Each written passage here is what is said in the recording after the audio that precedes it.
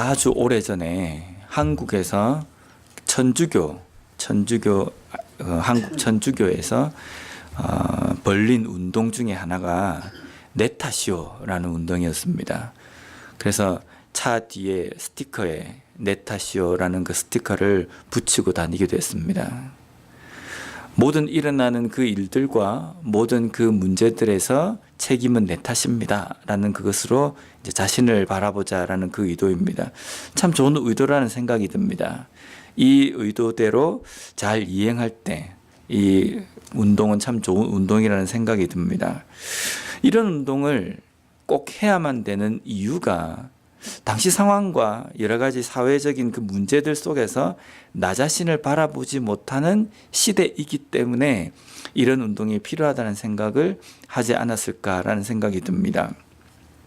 우리의 신앙생활에도 마찬가지입니다.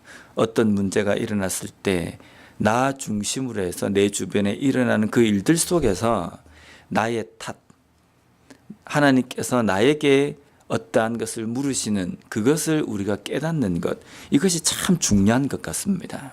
이것을 깨닫고 이것을 읽고 이것을 볼 수 있는 것이 우리의 신앙의 영성이 아닌가라는 생각입니다.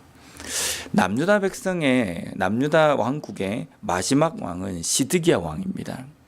하나님께서는 예레미야 선지자에게 예언을 하셨습니다. 시드기야 왕이 앞으로 어떻게 될 것인가라는 것에 대해서. 근데 이 시드기야 왕은 하나님의 그 말씀을 듣지 않고 끝까지 버티다가 예루살렘이 바벨론에 의해서 함락되는 그날에 야반도주를 합니다. 백성들을 다 내버려 두고 예루살렘 궁을 탁 빠져나가다가 바벨론 군사에게 잡힙니다. 잡히고 난 다음에 그 자신이 보는 눈앞에서 자신의 자녀들이 다 죽습니다. 죽는 것을 봅니다. 학살을 당하는 것을 자기 눈으로 목격을 합니다. 그리고 두 눈이 뽑혀서 바벨론으로 끌려가게 됩니다.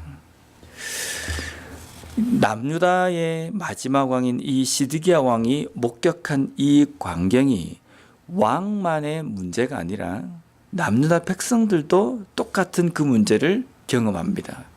목격을 합니다. 오늘 본문에 보면 내 눈앞에서 나의 딸들이 또 나의 자녀들이 나의 가족들이 힘들고 또 학살을 당하고 또 부끄러움을 당하는 그 모습을 내가 본다. 이 문제를 볼 때 많은 사람들은 무슨 생각을 했겠습니까? 내 눈앞에서 나의 가족들이 죽어가고 나의 가족들이 고통을 받는 모습을 보면서 보통 그 대부분의 남유다 사람들은 어떤 생각을 가졌을까? 오늘 이제 본문에는 예레미야가 남유다 백성들의 그 안타까움을 보며 애가를 지어서 하나님의 예언의 말씀을 하는 중에 오늘 이 본문에서는 드디어 남유다 백성들에게 회복이라는 기미가 보입니다. 44절에 보면 남유다 백성들이 이런 고백을 한다라는 것을 비유적으로 이야기하는데 주께서 구름으로 자신을 가리사 기도가 상달되지 못하게 하시고, 하나님께서 구름으로 자신을 가리셔서 우리가 기도를 해도 하나님께서 그 기도를 듣지 않으신다. 이것은 뭐냐면 남유다 백성들이 처한 이 상황이 얼마나 공고하고 힘드냐면 하나님이 외면하시고 하나님께서 전혀 도움을 주시지 않는 그러한 외로운 가운데에 처하는 어려움이다라는 고백입니다. 물론 하나님께서 기도를 듣지 않거나 그러진 않으시지만 이 상황이 하나님마저 안 들으시는 것 같은, 우리를 외면하시는 것 같은 그 상황이다라는 고통을 지금 고백하는 겁니다. 그리고 42절에 보면 우리의 범죄함과 우리의 반역함을 주께서 사하지 아니하시고, 이제 깨닫는 겁니다. 아, 우리가 범죄하고 우리가 반역함으로 인해 가지고 하나님께서 우리에게 이 징벌을 내리시는구나. 드디어 자신들의 모습을 보기 시작하는 겁니다. 이제 그로 인하여서 40절에 보면 우리가 스스로 우리의 행위들을 조사하고 여호와께로 돌아가자. 우리의 행위를 조사하자. 이 문제가 바벨론의 탓도 아니고 북이스라엘의 탓도 아니고 아수르의 탓도 아니다. 이것은 우리의 탓이다. 내 탓이다. 내가 하나님 앞에 범죄하고 하나님 앞에 반역함으로 인하여서 이 문제가 생긴 것이기 때문에 우리가 우리들 자신의 나 자신의 그 문제로 다시금 돌아가서 우리의 행위들을 조사하자, 돌아보자라는 겁니다. 저도 제 사역에 아주 힘든 시기가 있었습니다. 그 시기가 처음에 제 삶 속에 탁 이렇게 닥치려고 할 때에 제 마음속에는 무슨 생각이 있었냐면, 이것쯤은 내가 이길 수 있겠구나. 이거는 이렇게 하면 할 수 있겠구나. 자신감이 있었습니다. 근데 자신감을 가지고 그 문제를 겪기 시작하는데 그 시간이 지나서도 그 문제가 호전이 되지 않고 계속 그렇게 될 때에는 그 다음에 마음이 어떻게 바뀌면 그 자신감이 사라지고 탓을 돌리는 겁니다. 이 시대가 왜 이런가? 주변에 있는 사람들은 왜 나를 이렇게 대하는가? 원망과 다른 사람의 탓을 하기도 하고, 때로는 왜 이 상황을 하나님께서 나에게 이런 문제를 이렇게 주시는가? 정말 하나님께서는 나를 사랑하시는 건가? 때로는 하나님 탓을 돌리기도 하는 겁니다. 근데 그렇게 탓을 돌려도 문제는 해결이 되지 않는 겁니다. 여전히 어려움과 더 심하게 되는 그런 것을 목격을 하게 됐습니다. 보게 됐습니다.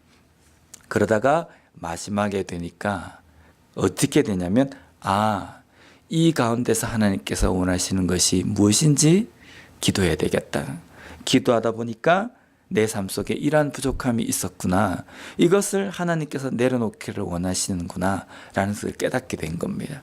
그래서 남 탓을 돌리던 그 시야를 나에게로 돌리고, 그리고 나에게로 돌리면서 나를 보니까 내가 하나님 앞에 회개해야 될 것들, 돌이켜야 될 것들, 내려놓아야 될 것들이 수두룩한 겁니다. 그래서 하나님 앞에 기도하고 하나님 앞에 철저하게 나 자신을 엎드리니까, 물론 그 문제가 당장 그 순간 회개하자마자 확 전환이 돼가지고 좋게 바뀐 것이 아니라 여전히 어려움 가운데 있는 겁니다.